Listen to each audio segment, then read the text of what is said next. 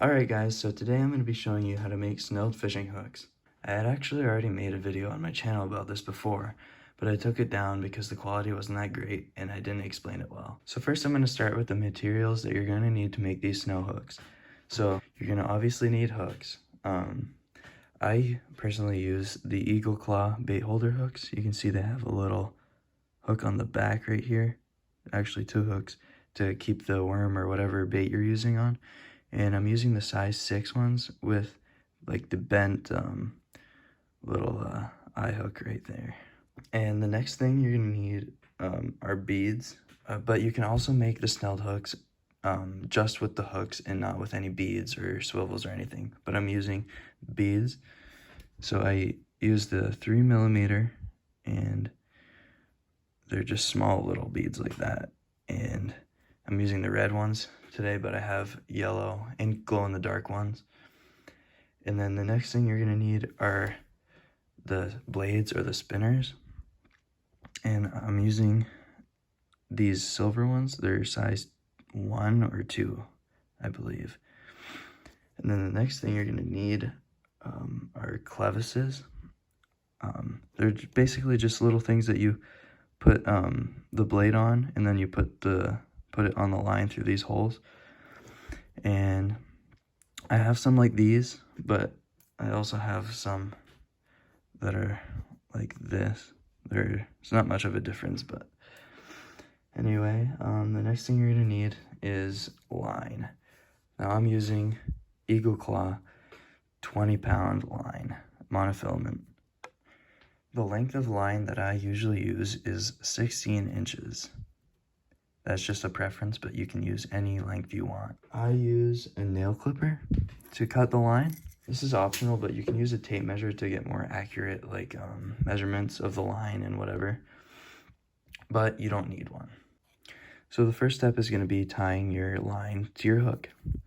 So what you have to do is you just put the line through the hook, have the hook facing downwards, and I just pull out about 6 inches of line right here, and then you just push it and it goes into a curl automatically. And make sure you have like that much line sticking back out here. So what you want to do is just twist it around, both the line and the hook, about 10 times.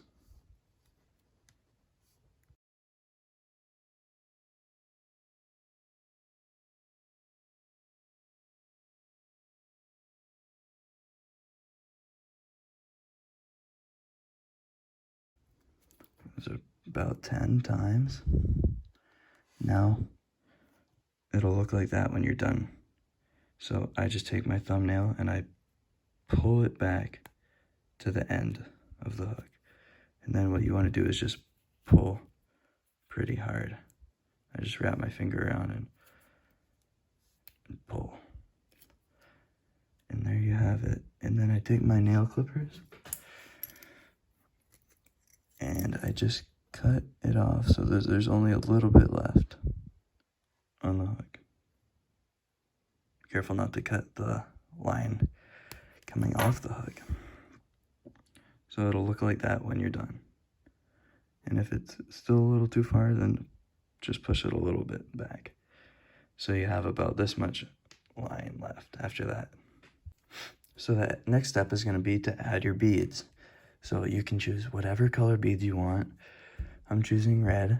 So I'm going to put, it's pretty simple. You just put it through the hole in the bead and just let it go down like that.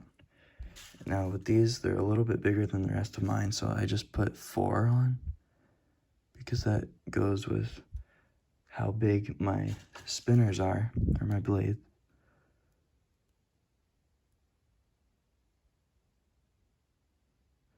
Oh, I can't see it.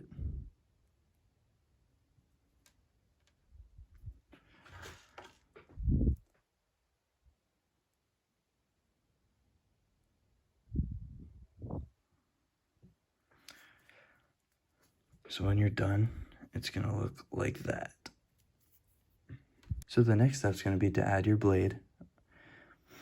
So I take my clevis right here, and then I put the blade right through one of the sides of the clevis, and then it's on it like that. So I take my line and I thread it through the holes on the clevis, through both of them. This is a little tricky because there's small holes.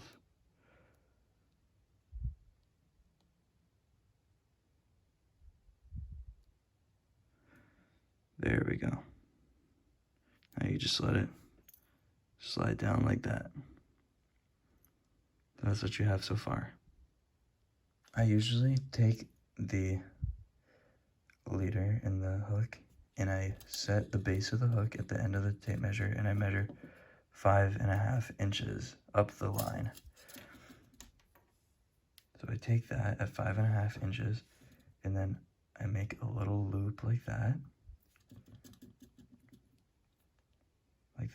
and then I make another little loop with the 2 lines, and then I take that loop, and then I put it through the underside of the second loop. Then you just pull,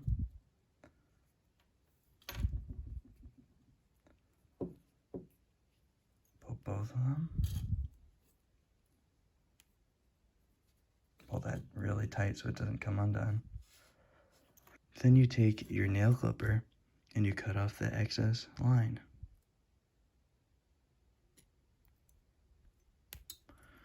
Simple. That's all it is. Really easy to make, and I've made a bunch of them, and I even sell them at a local store.